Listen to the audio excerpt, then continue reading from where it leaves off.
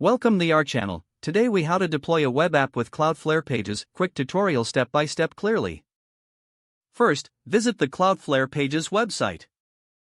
Log into your Cloudflare account or create a new account if you don't have one. Once logged in, navigate to the Pages section from the dashboard. Click on the Create a Project button to start a new deployment. Select the Git provider where your web app is hosted, such as GitHub or GitLab. Authorize Cloudflare to access your Git account if prompted. Now, choose the repository that contains your web app's code. After selecting the repository, Cloudflare will prompt you to configure the settings. Set the branch you want to deploy, typically the main or master branch. Next, specify the framework you are using for your web app.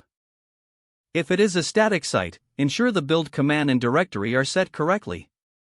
For common frameworks, Cloudflare offers presets that can simplify this process. Review all the project settings to ensure everything is correct. Once confirmed, click the Save and Deploy button. Cloudflare will start the deployment process, which may take a few moments.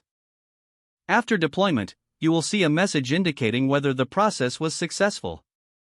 You'll also be provided with a unique URL to view your deployed web app. Visit the provided URL to see your web app in action. If any issues arise, check the logs provided in the dashboard for troubleshooting. You can make changes to your repository, and Cloudflare will automatically redeploy with every push. Now your web app is live, powered by Cloudflare Pages. If the page does not load, refresh the browser or try again in a private or incognito window. Make sure you are using the correct email address, then retype it carefully to avoid small typos.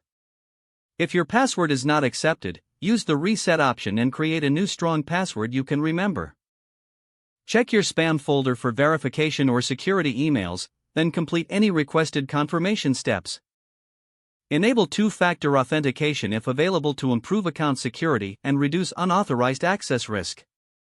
After signing in, review your profile details so your contact information and settings are accurate and current. If you see an error message, note it down and try again after restarting your device and internet connection. Don't forget to like this video and subscribe to our channel for more step-by-step tech guides.